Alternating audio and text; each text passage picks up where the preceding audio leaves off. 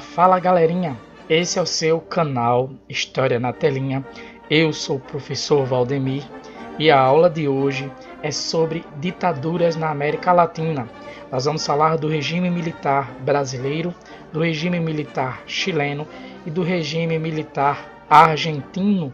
Só que antes de começar a aula, lembrando aqueles recados importantes. Se ainda não se inscreveu, se inscreva no canal para não perder nenhum conteúdo.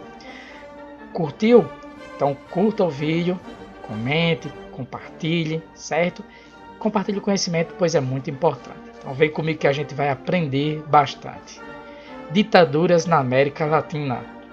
Durante os 21 anos que estiveram no poder, os militares brasileiros não usaram apenas a censura para preservar sua imagem, construíram também uma imagem positiva do governo em vídeos, filmes, jornais, revistas e até álbuns de figurinhas, como é o caso dessa imagem aqui, onde se lê Brasil, um país que vai para a frente. Na segunda metade do século XX, vários países sul-americanos viveram sob regimes ditatoriais. Nesta aula, vamos apresentar três estudos de caso: as ditaduras brasileira, chilena e argentina. Então, vamos lá começar? O regime militar no Brasil. Dizendo ser necessário livrar o país da ameaça comunista e restabelecer a hierarquia e a ordem, um grupo formado por civis e militares derrubou o presidente João Goulart entre março e abril de 1964, e a gente já viu uma aula sobre isso, e colocou no poder o general Humberto de Alencar Castelo Branco. À esquerda você tem a foto de João Goulart, do Jango, e à direita você tem a foto do Castelo Branco. Tinha início assim o regime militar que vigorou no Brasil de 1964 até 1985. E nessa foto vemos soldados do exército junto com tanques de guerra nas ruas do Rio de Janeiro para garantir a implementação do golpe. Logo nos primeiros dias de abril, o regime perseguiu e prendeu estudantes, jornalistas e políticos ligados ao governo anterior e atacou organizações que o apoiavam, como, por exemplo, a União Nacional dos Estudantes, a UNE. Ao mesmo tempo que faziam uso da violência, os militares procuravam dar uma aparência de legalidade, ou seja, de seguir a lei, ao novo regime por meio de atos institucionais. Ato institucional é uma medida com força de lei imposta por um governo, sem que a população, o poder legislativo e o judiciário tenham sido consultados.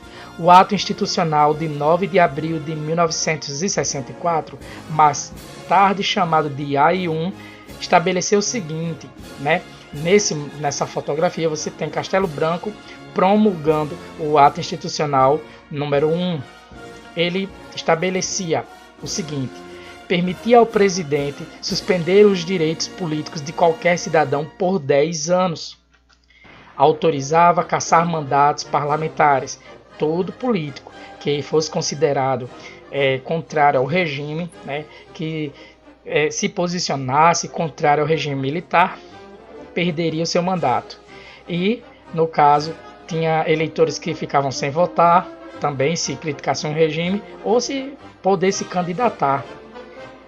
Estabelecia ainda que as eleições para a presidência da República seriam indiretas, isto é, somente o Congresso se reuniria para a escolha dos presidentes da República, Senado e Câmara Federal.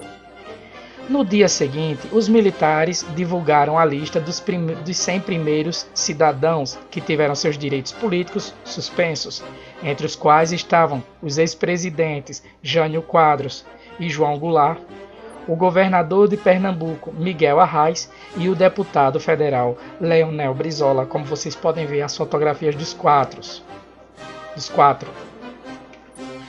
O governo Castelo Branco. Com uma parte dos parlamentares, pois muitos deles tinham sido cassados, o Congresso Nacional elegeu como presidente o general Castelo Branco, que governou o país durante 3 anos, de 1964 a 67. Promovido de general a marechal, que era o posto mais alto à época, o título de marechal não existe mais no exército. Esse marechal da reserva, no dia anterior, Humberto Alencar Castelo Branco, recebeu a faixa de presidente da República no dia 15 de abril de 1964. Muitos acreditam que em pouco tempo ele devolveria o poder aos civis, mas não foi o que aconteceu. Líderes sindicais e estudantis foram presos, funcionários públicos foram demitidos e políticos de vários partidos, inclusive da União Democrática Nacional, a UDN, que apoiou o golpe, foram cassados. Na política externa, Castelo Branco obedeceu à lógica da Guerra Fria, que a gente viu também uma aula anteriormente sobre isso. Aliou-se aos Estados Unidos e rompeu relações diplomáticas com Cuba.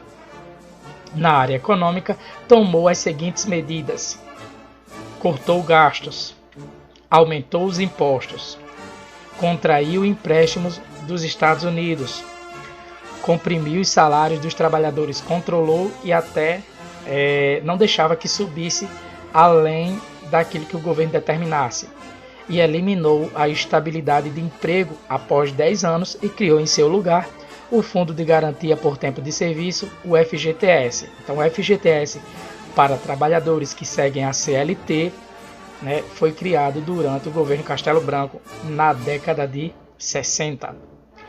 Com o corte nos gastos públicos e o aumento da arrecadação, a inflação caiu e o governo começou a equilibrar suas contas. Mas os sacrifícios impostos à sociedade, especialmente aos assalariados, elevaram a impopularidade de Castelo Branco e influenciaram o resultado das eleições para governador em 1965. Políticos da oposição ao regime militar foram eleitos governadores no estado da Guanabara, que foi o caso de Francisco Negrão, e Minas Gerais, Israel Pinheiro. Francisco Negrão à esquerda, Israel Pinheiro à direita, o primeiro governador do estado da Guanabara. O estado da Guanabara foi formado assim que a capital foi transferida do Rio de Janeiro para Brasília, no início da década de 60. Então, o Rio de Janeiro formou-se um estado que compreendia só o município do Rio de Janeiro, o estado da Guanabara. Esse estado ele foi extinto já na década de 70. E o segundo foi governador de Minas Gerais, Israel Pinheiro. O governo endurece lei de imprensa e lei de segurança nacional. O governo de Castelo Branco, então, endureceu, baixando o Ato Institucional número 2, AI2, que extinguia todos os partidos políticos. Formaram-se, então, 2 únicos partidos: a Aliança Renovadora Nacional, a ARENA, para dar apoio ao governo, e o Movimento Democrático Brasileiro, MDB, para fazer oposição. Aqui você tem Castelo Branco determinando o AI2 e os 2 partidos, a ARENA, que era o partido da situação, e o MDB, da oposição controlada. Não podia ser radical. Se fosse radical, não era nem eleito, não era nem permitido a candidatura. No dia seguinte, o governo limitou ainda mais a participação dos cidadãos, baixando o Ato Institucional número 3, o AI3, que estabelecia eleições indiretas para governadores. Então, os governadores seriam eleitos pelas assembleias legislativas do estado, os deputados estaduais. Já os governadores, por sua vez, nomeariam os prefeitos das grandes cidades, das capitais. Assim, os cidadãos perdiam o direito de escolher seus governantes, fato que limitou ainda mais a cidadania no país. Preocupado em manter a aparência de legalidade, o governo baixou o AI-4, Ato Institucional número 4, por meio do qual reabriu o Congresso para que aprovasse uma nova Constituição, a de 24 de janeiro de 1967. E aqui você tem uma notícia do Jornal do Brasil: Junta promulga nova carta. Essa Constituição ampliava os poderes do presidente da República e restringia o direito de greve. Com seus poderes ampliados, Castelo Branco decretou 2 leis autoritárias: a Lei de Imprensa, que intensificou a censura aos jornais e revistas, e a Lei de Segurança Nacional, que dava à Justiça Militar o direito de julgar os crimes de subversão. E os crimes de subversão eram aqueles atos que eram contrários ao regime militar, como comícios, reuniões políticas, passeatas, entre outros. Aqui você tem uma charge que ironiza, né? Essa charge foi publicada às vésperas da promulgação da Lei de Imprensa. Veja o que diz a legenda. Foi você, Maria, ou já começou a Lei da Imprensa?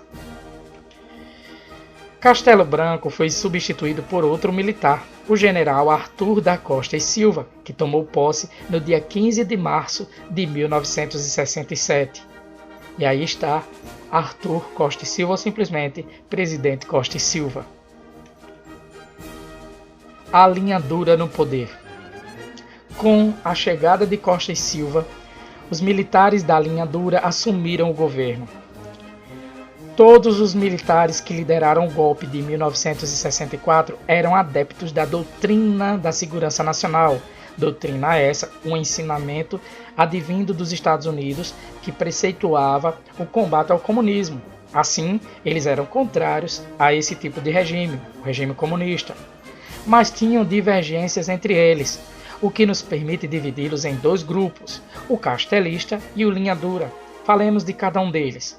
O grupo castelista era integrado por generais como Golbery do Couto e Silva, Ernesto Geisel e Castelo Branco, daí o nome castelista. E aqui estão os três, Golbery, Ernesto Geisel e Castelo Branco. O último foi o primeiro presidente militar, do regime militar. Na oposição a ele estava o grupo da linha dura, que considerava os castelistas moderados, ou seja, que ainda conversavam com a oposição e defendiam a radicalização constante da luta contra o inimigo interno, chamado por eles de subversivo. A linha dura era formada por generais menos teóricos e mais pragmáticos, como Costa e Silva e Garrastazu Médici. Costa e Silva, que nós vamos falar do governo dele, e Garrastazu Médici, que o sucedeu, certo? Então a linha dura era de menos conversa e mais ação. A resistência democrática. Com o aumento da opressão, cresceu também a resistência democrática à ditadura, na qual se destacaram o movimento estudantil, o movimento operário, diversos artistas e intelectuais e uma parte dos políticos. Em 1968, cresceu o movimento estudantil em várias partes do mundo, inclusive no Brasil. Em uma manifestação ocorrida em março no Rio de Janeiro, contra a má qualidade da alimentação fornecida aos estudantes no restaurante universitário Calabouço, o paraense Edson Luiz Souto, de 18 anos, foi morto pela polícia, o que provocou uma onda de protestos. O maior deles foi a passeata dos 100 mil, na qual estudantes, políticos, artistas e trabalhadores saíram às ruas para protestar contra o regime militar. Nessas duas fotos você tem à esquerda Luiz Edson e à direita você tem o seu corpo desfalecido cercado pelos seus colegas. Edson Luiz. E aqui a passeata dos 100 mil, né?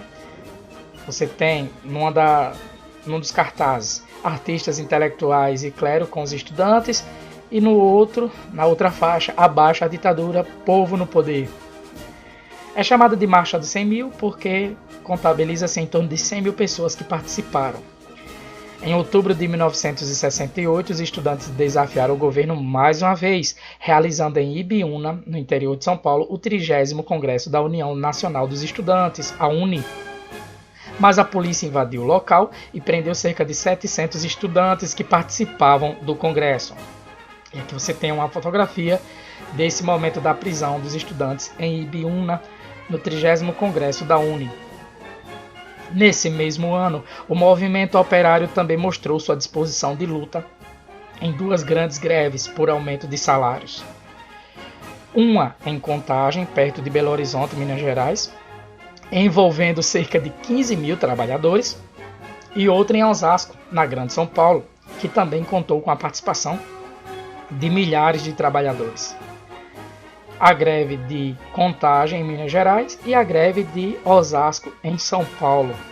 Numa das faixas você pode ler: operários e estudantes unidos para libertar o Brasil do imperialismo.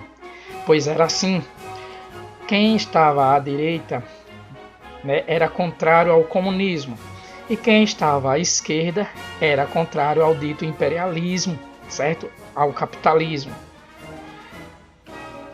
Essa última, a de Osasco, foi reprimida com muita violência, com a invasão do Sindicato dos Metalúrgicos de Osasco e a prisão de 400 trabalhadores por tropas do Exército. E aí uma fotografia do momento da prisão dos trabalhadores do Sindicato de Metalúrgicos de Osasco. Nesse contexto, o deputado do Movimento Democrático Brasileiro, do MDB, Márcio Moreira Alves, fez um discurso em 1968, no qual conclamava a população a não ir à parada militar para comemorar o 7 de setembro e pedia às mulheres para não namorarem oficiais que participavam da repressão. À esquerda você tem a foto do deputado Márcio Moreira Alves, do MDB, e à direita ele discursando, fazendo essa conclamação ao povo para não ir no 7 de setembro e para as mulheres não namorarem militares que participassem do governo ou que defendessem a repressão. O discurso de Moreira Alves serviu de pretexto para que o governo Costa e Silva decretasse o ato institucional número 5, o AI-5, o mais repressivo de todos os atos da ditadura militar. E essa notícia aqui do Diário de São Paulo traz como manchete: ato institucional em vigor, Congresso entra em recesso. Pelo AI-5, o presidente da República passava a ter o poder de fechar o Congresso Nacional, que foi o primeiro ato, fazer leis e ordenar a intervenção nos estados e municípios. Então ele podia nomear tanto governadores quanto prefeitos, caçar políticos eleitos pelo povo. Também podia demitir, transferir e aposentar funcionários públicos que fossem contrários ao regime. E ainda decretar o estado de sítio. Estado de sítio, ele é um momento em que a autoridade máxima, o presidente da República, ele decreta em que há suspensão, por exemplo, do direito de ir e vir, né, da livre circulação, e também direitos políticos são suspensos enquanto vigore esse período. Eles só são retomados quando o estado de sítio ele é decretado seu fim. E também o presidente podia suspender o direito de habeas corpus. O habeas corpus é um documento jurídico que permite ao acusado responder em liberdade por um crime. Então, o presidente pôde suspender o direito de habeas corpus aos acusados de crime contra a segurança nacional. Com base no AI-5, o governo militar fechou o Congresso, cassou o mandato de centenas de políticos e prendeu milhares de pessoas da oposição em todo o país. Nesse clima de grande tensão, Costa e Silva foi vítima de um derrame ou acidente vascular cerebral, AVC, e afastou-se da presidência. Por lei, devia assumir o vice-presidente, que não era militar, o civil Pedro Aleixo. Aqui está a foto dele. Mas uma junta militar desrespeitou a Constituição e ocupou o governo do país por quase 2 meses, de agosto a outubro de 1969. Esse é chamado golpe dentro do golpe. Nesse período, fez aprovar a emenda constitucional de 1969, que ampliava os poderes do presidente da República e incorporava à Constituição a pena de morte, que não havia no Brasil desde o Império, a pena de banimento e a prisão perpétua em caso de subversão. Então, todo aquele que fosse acusado de subversão, dependendo do que ele fizesse contra o regime militar, poderia ser condenado, sentenciado à pena de morte, poderia ser expulso do país ou poderia ficar preso perpetuamente. E aqui está a junta militar que assumiu. Quando fala de junta militar, são os generais, né, tanto da aeronáutica, a força do ar, da marinha, a força do mar, e do exército, a força, né, da terra. O governo Médici. Em outubro de 1969, o Congresso foi reaberto apenas para aprovar a indicação de outro general à presidência da República, Emílio Garrastazu Médici, cujo governo foi o mais repressivo da história brasileira. A notícia da Folha de São Paulo daquele dia, daquele ano também, ela traz como manchete: Congresso elege hoje o presidente. E à direita você tem a foto de Médici. Por meio de seu aparato repressivo, o governo Médici invadiu universidades, perseguiu e prendeu professores, jornalistas, artistas, estudantes, religiosos e militares contrários à ditadura civil-militar que se instalou no país. Ele aperfeiçoou os órgãos de repressão, como o Serviço Nacional de Informações, SNI, as Delegacias de Ordem Política e Social, as DOPS, e o Destacamento de Operações de Informações, Centro de Operações de Defesa Interna, o DOI-CODE. Seus agentes praticavam espancamentos, afogamentos, choques elétricos e outras formas de tortura. Qualquer cidadão suspeito de ser subversivo podia ser detido, torturado e morto sem que a família soubesse do paradeiro.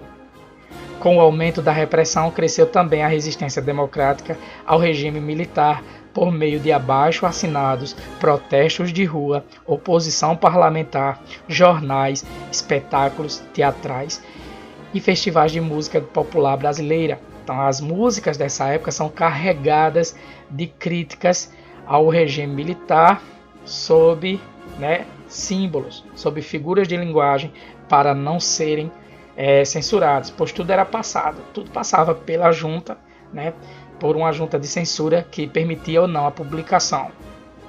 E aqui você tem uma fotografia de alguns artistas numa das passeatas contra o regime, e se lê nesse cartaz: contra a repressão.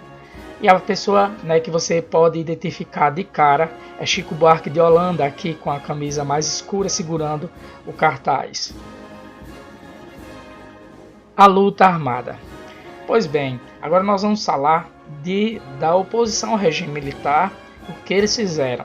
Lembrando que quando se fala de resistência democrática, o autor que traz esse estudo que eu estou apresentando nessa aula, ele separou aqueles que resistiam democraticamente fazendo passeata e aqueles que iam para a luta armada.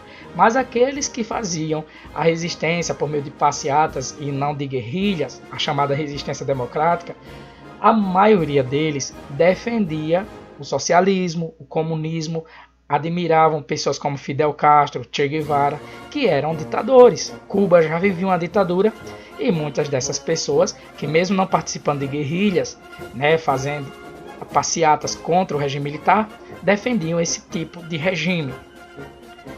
A luta armada no Brasil não nasceu como resistência ao golpe civil-militar de 1964. Era anterior a ele. Mas durante os governos militares, ela se intensificou. Surgiram várias organizações armadas cujo objetivo era ampliar o socialismo, a ditadura do proletariado, por meio da guerrilha. Pequenos combates, pequenos confrontos. Já o projeto do Partido Comunista Brasileiro, PCB, era outro. Para este partido, a Revolução Socialista se faria por meio da aliança dos trabalhadores, do operariado, com a burguesia, a elite, as pessoas ricas. Durante a ditadura civil-militar, os principais representantes da luta armada foram a Ação Libertadora Nacional, ALN, liderada pelo ex-deputado Carlos Marighella, a Vanguarda Popular Revolucionária, VPR, liderada pelo ex-capitão Carlos Lamarca, e o Movimento Revolucionário 8 de Outubro, MR8, que vocês podem ver as bandeiras de cada um. Aqui Marighella, da ALN, líder, a VPR, Carlos Lamarca, aqui, certo? E o MR8. Essas organizações praticavam assaltos a bancos para conseguir dinheiro para suas lutas e sequestro de diplomatas estrangeiros para trocá-los por presos políticos. Que você tem, uma das militantes das guerrilhas sendo instruída quanto a tiro. Em 1969, por exemplo, os guerrilheiros sequestraram o embaixador norte-americano Charles Burke Elbrick e o trocaram por por 15 presos políticos. Então, Charles Burke, aqui à esquerda, ele era um embaixador norte-americano e foi sequestrado, né, pelos guerrilheiros e foi trocado por 15 presos políticos. Dentre esses, aqui em pé, da esquerda para a direita, o segundo, de roupa mais escura, é José Dirceu, braço direito de Lula em seus governos. O governo Médici moveu uma guerra sem tréguas contra as organizações armadas. Em 1974, os focos guerrilheiros tinham sido destruídos e seus integrantes presos ou mortos.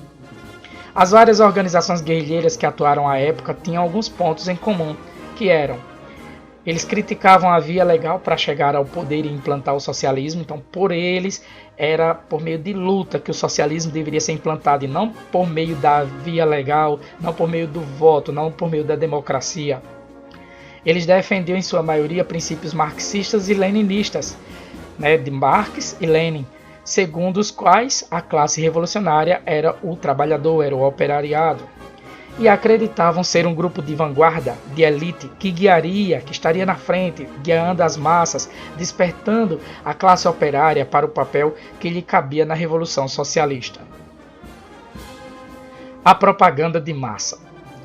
Além da violência, o governo Médici recorreu também à propaganda, repetindo por meio da TV slogans, frases de efeito, como "Ame o Brasil" ou "Deixe-o" e "Ninguém mais segura este país", que é o que você pode ver nesses dois cartazes.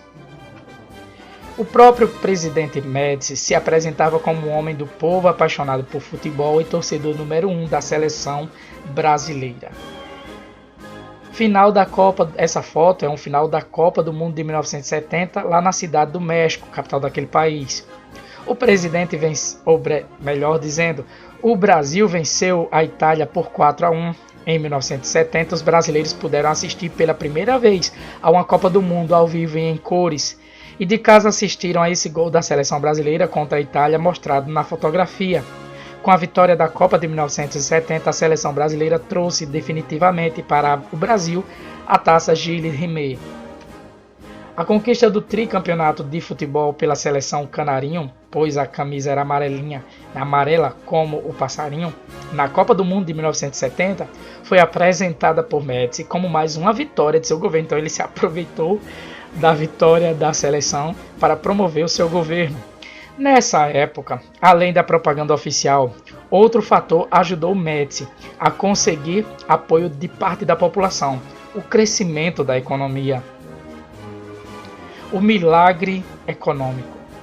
O chamado milagre econômico brasileiro, ocorrido no governo Médici, se caracterizou pela combinação de três fatores conjugados: o crescimento da economia a uma taxa média de 11% ao ano, índices de inflação relativamente baixos para a época e expansão do comércio exterior em mais de 3 vezes. Essa combinação interessante recebeu o nome de milagre econômico. A expressão milagre econômico começou a ser utilizada lá pela década de 50, quando o Japão cresceu bastante e outros países também cresceram nas décadas seguintes, como foi o caso da Alemanha, e deu-se o nome, né, a esse fenômeno de rápido crescimento e expressivo crescimento econômico de milagre econômico. Veja por quê. Aqui você tem uma tabela que mostra um milagre brasileiro. Você tem dos anos 1968 a 1973, o crescimento do PIB ele tem uma média de crescimento anual de 11%, é muita coisa, certo? A inflação para a época estava estabilizando, certo? Era assim, relativamente baixa. Para hoje não. Hoje a gente está vivendo uma inflação de um pouco mais de 10%, né? Principalmente em virtude de uma pandemia, e a gente já sente no bolso, principalmente o trabalhador assalariado. Imagine naquela época. Então variou de 27% a 23% a inflação por ano. As exportações cresceram bastante, né? Foi de 1 bilhão e 900 milhões de dólares a 6 bilhões e 200 milhões de dólares. As importações também aumentaram, saíram de 1 bilhão e 900 milhões para 6 bilhões e 200 milhões de dólares. Já a dívida externa brasileira com, né, o FMI, com os Estados Unidos, cresceu bastante. foi de 3 bilhões e 800 milhões para 12 bilhões e 600 milhões. O que explica o milagre econômico? A maioria dos historiadores concorda que o milagre ocorreu devido a fatores externos e internos. Falemos de cada um deles.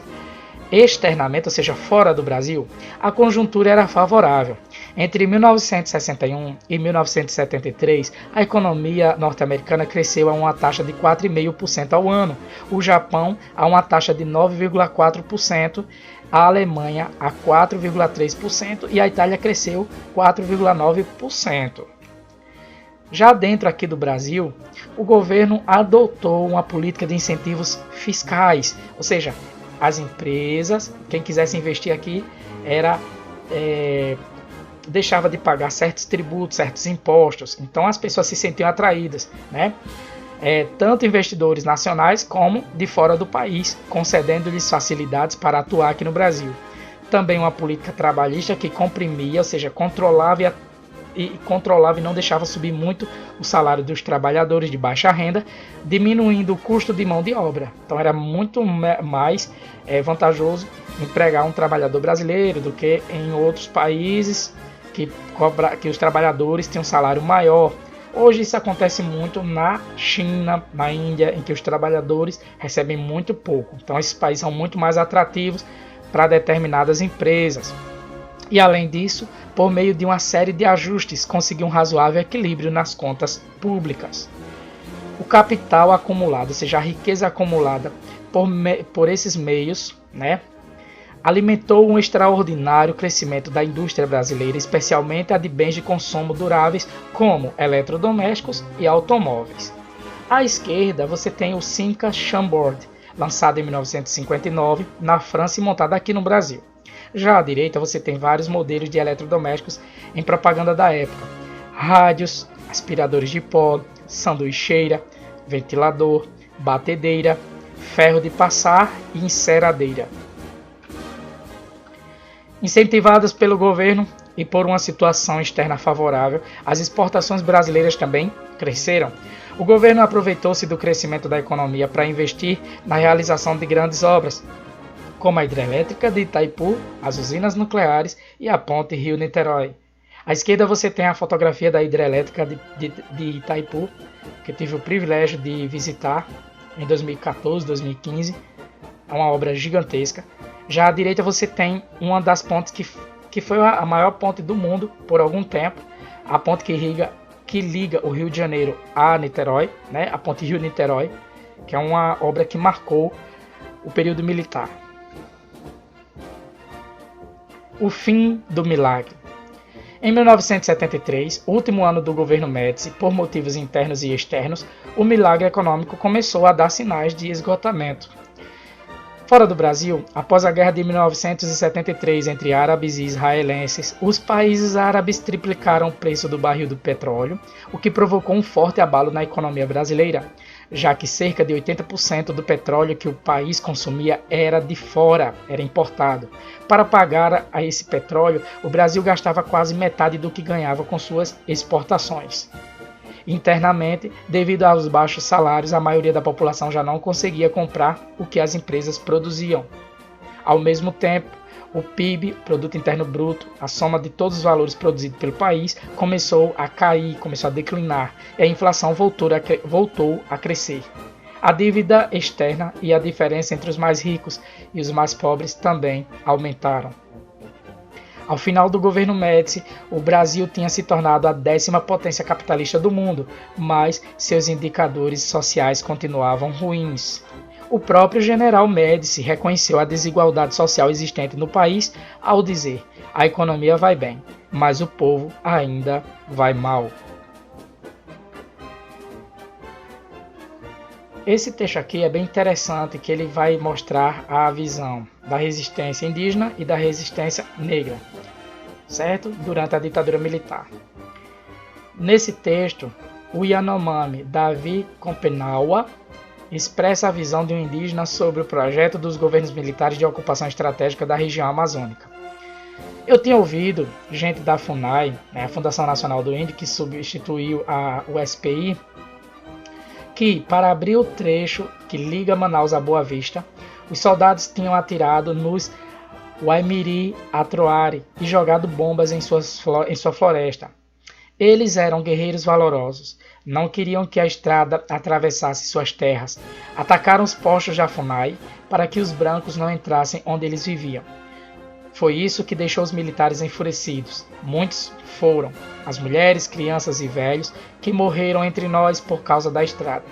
Não foram mortos pelos soldados, é verdade, mas foram as fumaças da epidemia trazida pelos operários que os devoraram. Esse caminho dos brancos é muito ruim.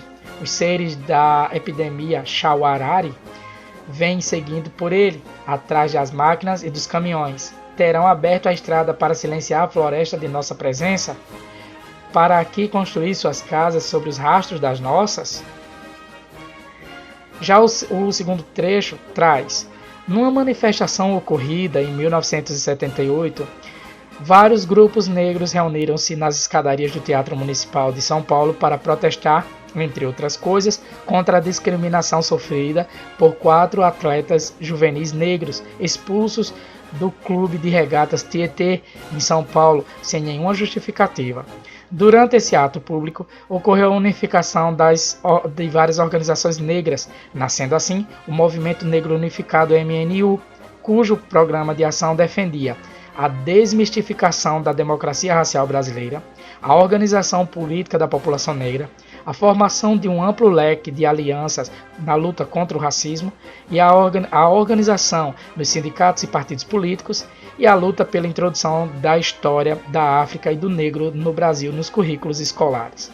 Essas reivindicações do MNU são a prova de que as lutas da comunidade negra foram decisivas para as conquistas posteriores, como, por exemplo, a Lei 10.639 de 2003, que estabeleceu a obrigatoriedade do ensino de História e Cultura Afro-Brasileira no ensino fundamental e médio. O governo Geisel, abertura lenta, gradativa e segura. O general Ernesto Geisel, presidente do Brasil entre 1974 a 1979, durante 5 anos, era considerado moderado, seja do grupo castelista. Diferenciava-se, portanto, dos 2 generais de linha dura, Costa e Silva, que o antecederam. O presidente Geisel mostrou-se favorável à abertura política. Na visão dele, porém, essa abertura política deveria ser lenta, gradativa e segura, ou seja, passo a passo. Mas para garantir que os militares devolvessem o poder aos civis e voltassem aos quartéis, era necessário controlar tanto a oposição democrática quanto os generais da linha dura. Geisel iniciou o processo de abertura permitindo a propaganda eleitoral gratuita no rádio e na televisão para as eleições parlamentares de 1974. Mas ao contrário do que o governo esperava, as eleições daquele ano foram vencidas pelo MDB, partido de oposição. E aqui você tem uma notícia do estado de São Paulo. A oposição está vencendo em 18 estados. Os militares da linha dura, contrários à abertura, acusaram o MDB de ter ganho aquelas eleições com os votos dos comunistas e iniciaram uma violenta perseguição aos militantes do Partido Comunista do Brasil. Em outubro de 1975, o jornalista Vladimir Herzog, ele era diretor de jornalismo da TV Cultura, foi chamado a depor em um quartel do 2º Exército em São Paulo sob sua ligação com o Partido Comunista. Ele se dirigiu ao local e no dia seguinte apareceu morto numa cela, enforcado. O comando do 2º Exército disse que ele cometera suicídio, mas a maioria dos cidadãos não acreditou nessa versão. A notícia da morte do jornalista indignou a sociedade brasileira. Apesar das reações da sociedade civil, no início de 1976, o operário Manuel Fiel Filho foi torturado e morto no mesmo quartel onde Herzog morrera. O presidente Geisel reagiu, demitindo o comandante do 2º Exército, Ednardo Dávila Mello, e nomeando em seu lugar um general de sua confiança. 2 passos atrás no processo de abertura. O projeto de abertura do governo Geisel foi marcado por avanços e recuos. Um desses recuos foi a Lei Falcão, de 1976, que proibia o debate político ao vivo na imprensa, fosse no rádio ou na televisão. e só permitia mostrar na TV a fotografia do candidato, acompanhada de algumas e poucas informações sobre ele e também o seu partido. É que você tem uma charge de Ziraldo da época ironizando a Lei Falcão. Né? Você vê no espaço onde está dedicada a propaganda de um outdoor, né, para a campanha eleitoral, escrito "Não abra a boca", e um homem dizendo para o outro: "Deve ser o comercial da Lei Falcão". Já o avanço mais considerável ocorreu em 1978, quando o presidente Geisel deu prosseguimento à sua proposta de abertura, extinguindo os atos institucionais, inclusive o mais duro deles, o AI-5. O Jornal do Brasil trouxe a manchete: Geisel proclama o fim do ciclo autoritário. Com a extinção do AI-5, os cidadãos reconquistaram parte importante de seus direitos, como, por exemplo, o de responder em liberdade por uma acusação de um crime, o habeas corpus. Participação popular e a anistia. Na comemoração de 1º de maio, Dia do Trabalho de 1979, depois de uma missa no Paço Municipal de São Bernardo do Campo, cerca de 150 mil pessoas se dirigiram ao estádio da Vila Euclides e lá realizaram um grande ato público pela redemocratização do país. E aqui você tem a fotografia desse comício contra o regime militar, pela reabertura, pela redemocratização. E você pode ver nas duas placas: greve até a vitória e chega de exploração, queremos 78%, acho que de aumento salarial, certo? Anistia, só lembrando, é o perdão, né, aos crimes cometidos. Além de operários, estudantes, artistas, líderes comunitários, religiosos e políticos de várias tendências. Também esteve presente às comemorações daquele 1º de maio o Comitê Brasileiro pela Anistia, o CBA, que liderava a campanha pela anistia ampla, geral e restrita. E aqui você tem um cartaz da CBA. Não queremos liberdade pela metade, pela libertação imediata dos presos políticos, pela volta de todos os exilados, ou seja, aqueles que foram expulsos do país por se posicionarem contra o regime militar, pelos esclarecimentos sobre os mortos e desaparecidos. Anistia ampla, geral e restrita. Ainda em 1979, a proposta de anistia do governo foi aprovada pelo Congresso Nacional e, com isso, muitos brasileiros que estavam no exílio por motivos políticos puderam regressar ao país e os caçados readquiriram seu direito à cidadania. Note que essa lei da anistia também anistiou, ou seja, perdoou os responsáveis por violações dos direitos humanos, como, por exemplo, os militares que usaram de violência contra os opositores do regime. E só lembrando que também os guerrilheiros praticavam violência, certo? Eles, inclusive entre os próprios, aqueles que eram acusados de traição ou deserção, abandono da causa, eram pegos, torturados e justiçados, ou seja, assassinados pelos próprios companheiros guerrilheiros. O caso do Chile. Passemos agora a falar da ditadura chilena. No governo do democrata cristão Eduardo Frei, de 1964 a 1970, o Chile viveu em uma democracia. Nesses anos, os movimentos populares do campo e da cidade tornaram-se mais organizados e atuantes. Assim, nas eleições de 1970, esses movimentos uniram suas forças à dos partidos de orientação socialista e formaram a Unidade Popular, a UP, que lançou a candidatura do médico socialista Salvador Allende à presidência da República. O governo de Allende, 1970 a 1973. Eleito presidente da República em 1970, Allende acreditava ser possível construir o socialismo por via democrática, ou seja, por meio do voto, de forma pacífica. Segundo o historiador Alberto Ágio, para Allende e boa parte de seus seguidores, o socialismo significava poder popular e a estatização da economia, ou seja, o controle da economia pelo Estado. E assim ele agiu na presidência da República. Por meio de decretos presidenciais, ele implementou a reforma agrária, em que 80% das terras agricultáveis que estavam nas mãos de grandes proprietários foram expropriadas, ou seja, tomadas deles e repartidas entre as famílias camponesas. Ele promoveu a reforma na saúde com vistas à criação de um serviço único de saúde, o SUS, que atendesse a toda a população, suprimindo a diferença entre pacientes de primeira e de segunda classe existentes no país naquela época. Ainda instituiu a nacionalização das minas de cobre e das telecomunicações, que até então estavam nas mãos de empresas estadunidenses, e também instituiu um programa de alfabetização para toda a população, para a massa.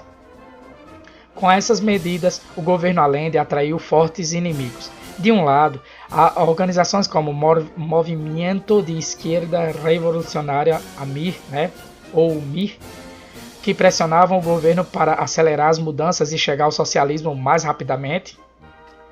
Do outro, os Estados Unidos e parte dos empresários chilenos, inconformados com as medidas governamentais, diante disso, diminuíram os investimentos na produção, provocando a queda na taxa de emprego e a alta da inflação. A ditadura do general Pinochet, 1973 a 1990. Nesse ambiente, ocorreu uma radicalização ideológica e o governo de Allende perdeu o controle do processo político. Apesar disso, manteve-se seguindo a lei. Dessa forma, em 11 de setembro de 1973, com o apoio dos Estados Unidos, forças militares chilenas bombardearam e invadiram o Palácio de La Moneda, derrubando Allende, morto no bombardeio, e colocando em seu lugar o general Augusto Pinochet. O general Pinochet cumprimenta Henry Kissinger, secretário de Estado dos Estados Unidos. A fotografia é um indício do que de fato aconteceu. Os Estados Unidos apoiaram golpes de estados ocorridos na América do Sul. É bom abrir um parêntese aqui. E por que os Estados Unidos apoiaram esses golpes militares? É que de fato a União Soviética estava de olho aqui na América Latina, principalmente no Brasil, e há documentos que foram descobertos recentemente na antiga, num dos países que formavam a antiga União Soviética, e foram publicados num livro chamado 1964, O Elo Perdido. Esses documentos, que vieram à tona, mostram o interesse da União Soviética de implantar o socialismo na América Latina, por meio do envio, inclusive, de agentes. Então, não foi totalmente infundado. Era a Guerra Fria, então era um lado ou outro. O projeto da ditadura Pinochet era fundar uma nova ordem política, econômica e social. Para isso, montou um aparato repressivo sofisticado que intimidou, matou e exilou seus adversários. Durante seus 17 anos de poder no governo, Pinochet aplicou o terror de Estado. O terror de Estado é uma forma, que um governo ele se mantém no poder pela repressão, violenta aos seus opositores. No campo econômico, a ditadura chilena adotou o neoliberalismo, uma nova forma de liberalismo, na qual você vai ter uma abertura para o capital privado, certo? De empresários, mas guiado inicialmente pelo governo, pelo Estado. Ele privatizou empresas, serviços de saúde e a previdência social, atraiu capitais, ou seja, dinheiro, investimentos em empresas estrangeiras, estimulou as exportações, suprimiu o controle de preços. Antes o governo controlava os preços, a partir do governo de Pinochet isso deixou de acontecer, e abriu o país ao comércio internacional. Ao mesmo tempo que adotou essa política neoliberal, buscou disseminar valores que estimulavam a sociedade a se tornar mais individualista, consumista e despreocupada com a política, ou seja, despolitizada. Durante seu governo, Pinochet sofreu atentados e teve de enfrentar também rebeliões populares, chamadas de Las Protestas, em 1983 e 1986. Mas todas essas ações foram rapidamente sufocadas, como você vê nessa fotografia aqui. O não ao ditador chileno. Em 1980, Pinochet outorgou uma nova constituição que previa um plebiscito, ou seja, uma consulta à população, a realizar-se em 1988. Seu objetivo com esse plebiscito era de que o povo lhe concedesse mais 8 anos de governo. Para sua surpresa, o povo se mobilizou e votou contra a prorrogação de seu mandato. O não, no em espanhol, ao ditador chileno obteve 56% dos votos válidos, enquanto o sim recebeu 44%. Aqui você tem a fotografia de pessoas levantando uma faixa escrito no, ou seja, não à continuidade de Pinochet no poder. Os partidos políticos de oposição se uniram em uma frente chamada Concertación de los Partidos por la Democracia. Pinochet reagiu conseguindo um pacto com a oposição e aprovou no parlamento leis que impediam qualquer mudança significativa nas instituições do país. A transição para a democracia, no entanto, prosseguiu. A Concertación reuniu os partidos de oposição e venceu as eleições contra a Aliança por Chile, que representava as forças conservadoras defensoras, do regime Pinochet. A vitória de Patrício Aylwin, eu acho que é Aylwin, que se pronuncia, nas eleições de 1989, marcou a volta da democracia no Chile. E aí está Patrício Aylwin. A Frente Democrática, que derrubou Pinochet, conseguiu eleger os 4 presidentes seguintes, que vocês podem ver nessa fotografia aí. A mais conhecida é Michelle Bachelet, a mais recente. Os governos da Concertación, de 1990 a 2010, modernizaram o país, alavancaram a produção agroindustrial voltada para a exportação e o setor de serviços, adotaram programas de despoluição e inovação tecnológica e conseguiram um crescimento contínuo da economia nesses anos. Além disso, as políticas públicas esquecidas durante a ditadura foram retomadas. Da Revolução à Democracia. Esse é um texto de Alberto Ágio. O sociólogo Eugênio Tironi conta que o óbvio era que o espaço na TV para a defesa do No fosse preenchido pela denúncia das atrocidades ditatoriais do governo Pinochet. Mas um grupo propôs o contrário, dar uma mensagem positiva, alegre. O adversário não era Pinochet. Como nos comerciais de refrigerante, o produto oferecido tornou-se o coadjuvante, ou seja, uma peça de segunda importância, diante do que verdadeiramente se venceu, a felicidade, se vendeu a felicidade. Pela democracia, a campanha pelo No não associou o ódio a Pinochet, mas o prazer da liberdade, de livrar-se dos conflitos políticos e ideológicos e, claro, de estender o deleite do consumo à maior parte da população. Agora nós vamos falar da ditadura na Argentina, que vigorou de 1976 a 1983. Foi dessas 3 que nós estamos falando, a de menor duração. Na história recente da Argentina, os militares tiveram uma presença constante na política. De 1930 a 1976, ocorreram 6 golpes militares no país. No início dos anos 1970, o ambiente político na Argentina era de crescente violência e radicalização política. Boa parte do povo argentino pedia o retorno do ex-presidente Juan Domingo Perón, que se encontrava exilado na Espanha. Nessa fotografia você pode ver Perón e Evita, ou Isabelita, Maria Estela Martínez de Perón. Isabelita. O peronismo no poder. Em março de 1973, ocorreram eleições livres para presidente da República, que foram vencidas pelo peronista Héctor Câmpora.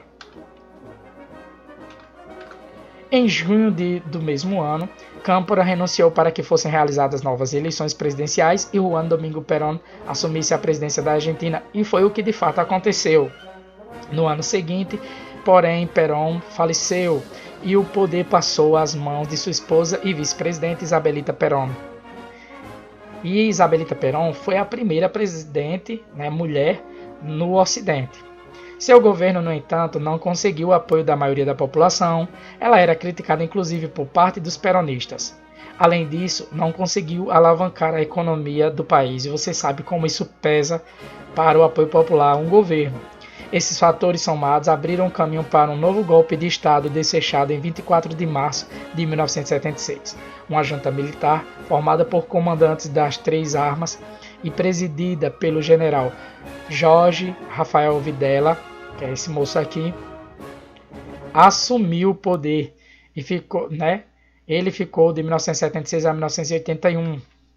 Assim como ocorreu em outros países sul-americanos, o golpe teve apoio de parte da sociedade e dos maiores meios de comunicação à grande imprensa. A justificativa para o golpe era a mesma dada pelos militares brasileiros e chilenos: combater o inimigo interno, os subversivos, libertar a sociedade da desordem do comunismo. Como eu já disse para vocês, isso tinha fundamento sim, e conduzir o país ao destino de grande nação. Estado de terror e resistência. No plano econômico, o regime militar argentino estimulou as exportações, facilitou a especulação financeira, ou seja, os investidores entrando na Argentina, investidores estrangeiros, e inibiu, os investimentos no setor de fábrica de roupas, o setor fabril, gerando de tecidos, gerando o que os especialistas chamam de desindustrialização. Com isso, a economia entrou em declínio, enquanto a inflação e as taxas de desemprego subiam consideravelmente. A falta de habilidade na condução da economia contrastava com a violência e a eficiência da repressão militar, ou seja, enquanto a economia ia muito mal, para a felicidade do governo, a violência e a eficiência na repressão aos seus opositores ia muito bem. O governo Videla perseguiu e prendeu os seus opositores, trabalhadores, estudantes, empresários, religiosos, militares que seguiam a lei, políticos, e os conduziu aos centros especializados em tortura e campos clandestinos de extermínio e ali mesmo os destruiu. Aí você tem uma foto dessa repressão, de uma dessas repressões. As organizações armadas de orientação socialista também foram desmanteladas e os opositores desapareceram, foram exilados ou juntaram-se, engajaram-se na luta pacífica por direitos humanos e redemocratização. A ditadura argentina tinha uma dupla face, uma pública, que se submetia às leis, e a outra clandestina, à margem da legalidade, ou seja, aquela que não aparecia para a mídia, por exemplo. As Mães da Praça de Maio. Na resistência à ditadura militar argentina, merecem especial destaque as Mães da Praça de Maio, mães cujos filhos tinham desaparecido, circulavam pela Praça de Maio em silêncio com um lenço branco na cabeça, como se estivessem procurando por eles. Aqui na legenda podemos ler: ao circularem pela Praça de Maio com o lenço branco em torno da cabeça, as mães dos desaparecidos davam visibilidade aos crimes cometidos pela ditadura argentina. Ao fundo, você pode ver a Casa Rosada, sede do governo argentino. A foto é de 1999. Assim, as loucas da Praça de Maio, como as denominavam os militares, chamavam a atenção do mundo para os crimes que vinham sendo cometidos pela ditadura em seu país. Comparação entre Brasil e Chile quanto à política econômica. Bom, em relação à política econômica, a ditadura brasileira vigorou de 64 a 85, enquanto a do Chile foi de 73 a 1990. Em relação à política econômica, o Brasil adotou o desenvolvimentismo. O que é o desenvolvimentismo? É uma visão segundo a qual até pode haver a iniciativa privada, mas o governo ele vai conduzindo, ele vai orientando, certo, para onde vai essa iniciativa, e o governo investe na indústria de base. Já o governo chileno apostou na nova forma de liberalismo. O governo ele atraía os investidores estrangeiros, e diminuía o tamanho do Estado e tudo mais, como nós vamos ver as características de cada um. Então, no caso brasileiro, o governo militar ampliou o tamanho do Estado, certo? Da estrutura estatal e sua interferência na economia. O governo chileno diminuiu o tamanho do Estado e sua interferência na economia. O brasileiro investiu em setores chaves da economia como energia, transportes e indústrias de bens de capital, bens que servem para a produção de outros bens como máquinas, equipamentos, etc., com o objetivo de conseguir autonomia nesse setor. Já o chileno privatizou as empresas estatais, isto é, vendeu-as a particulares. O brasileiro investiu em infraestrutura, construindo estradas, portos, pontes, etc. Já o chileno abriu o mercado nacional às mercadorias e capitais estrangeiros. O brasileiro contraiu empréstimos externos visando manter altas taxas anuais de crescimento da economia. Já o chileno diminuiu os gastos estatais com vistas ao equilíbrio das contas públicas. O brasileiro manteve a educação e a previdência social públicas. O chileno privatizou a educação superior e a previdência social. O brasileiro adotou uma política trabalhista de compressão dos salários dos trabalhadores de baixa renda. Já o chileno incentivou as exportações chilenas, inserindo o Chile no mercado internacional como um grande exportador de alimentos, com destaque para o salmão, frutas como uvas e ameixas e também o vinho.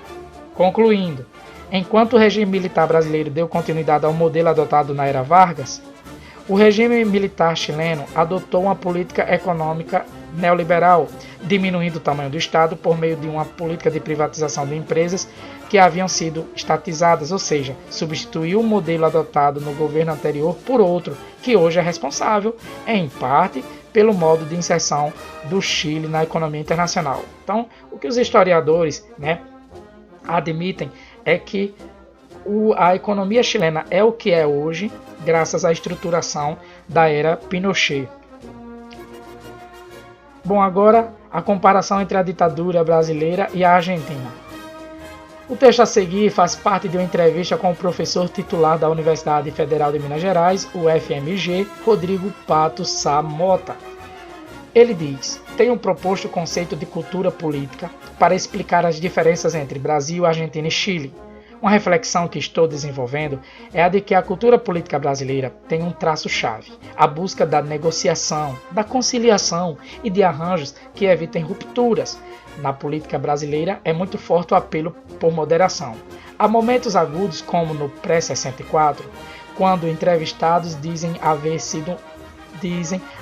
sentido um clima de guerra civil e que a expectativa era de um conflito tremendo, e os golpistas pediram ajuda norte-americana porque acharam que haveria uma guerra longa. Mas daí vem um golpe sem sangue. Você compara os golpes argentinos e brasileiros entre as décadas de 1940 e 1960 e percebe uma nítida diferença na manifestação da violência política. No Brasil, tivemos uma série de golpes: a retirada de Getúlio do poder, em 1945, o episódio da crise de 1954, que foi a posse de Juscelino Kubitschek, que quase não aconteceu, e o golpe de 1964. Muitos desses golpes não provocaram sangue.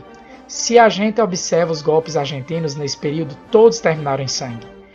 O caso mais chocante é o golpe de 1955, um dos episódios para a derrubada de Perón. Aviões bombardearam a Plaza de Maio e houve centenas de mortes entre os que estavam ali concentrados para defender Perón. Na Argentina havia um clima de violência política entre as facções que aguçava, incentivava o conflito e o ódio, o que não era resolvido na saliva como no Brasil. Não há esse histórico no Brasil, e isso estimulou os atores políticos à moderação e à autocontenção. Eles se controlaram. Por que pensar em fuzilar o Miguel Arraes, preso em Pernambuco, se isso não tinha paralelo na história recente? Por que inaugurar uma violência desse tipo que no futuro pode trazer implicações? No Brasil, atuavam forças e tradições que estimulavam a moderação, enquanto na Argentina o estímulo era para a violência. Interessante essa visão, né? As ditaduras em números. Agora nós chegamos ao fim e vamos comparar as ditaduras argentina, brasileira e chilena. Então, no caso brasileiro, nós tivemos a ditadura de 1964 a 1985, durante 21 anos. O caso chileno durou 26 anos, durou mais que o brasileiro, foi de 1973 a 1989. Já o argentino foi o que menos durou, vigorou de 1976 a 1983, ou seja, durou 7 anos. Mortos e desaparecidos no Brasil durante o regime militar foram apenas entre aspas, se comparado às outras ditaduras, certo? 432, não estou minimizando aqui o número não, mas esse número ele é dado inclusive pelo relatório final da Comissão da Verdade em 2014, 432 mortos e desaparecidos. Já no Chile foram 3.065 mortos e desaparecidos, enquanto na Argentina esse número chegou a 30 mil. Presos políticos no Brasil foram 25 mil. Já no Chile foram 60 mil. E na Argentina 30 mil. Expulsos do Brasil por criticarem, por se colocarem contra o regime militar, foram 10 mil exilados. No caso chileno, foram 40 mil. Já no caso argentino, foram 500 mil exilados. Já processados por crimes políticos em tribunais militares, no Brasil foram 7.367. No caso chileno foram 6.000. Já no caso argentino foram apenas 350 processados. Então, quando a gente compara os números entre as ditaduras brasileira, chilena e argentina, chegamos à conclusão que a que teve menor impacto sociopolítico foi a brasileira, né? Até porque se você compara o tamanho do Chile com o Brasil, ou mesmo da Argentina, que é um país maior do que o Chile, mas comparado ao Brasil, os números são astronômicos, são muito grandes, muito altos, né? Principalmente, por exemplo, para a ditadura argentina, que foi a mais letal e durou muito menos, né? Só 7 anos. Pois é, essa foi a nossa aula. Eu espero que vocês tenham curtido e, se curtiram, deixe seu joinha, ok? Comentem, compartilhem, pois é interessante, né? Compartilhar o conhecimento. Se inscrevam para não perder nenhum conteúdo deste canal, ok? E lembre-se que estudar é preciso. Um forte abraço, fique com Deus e até a próxima. Tchau, tchau!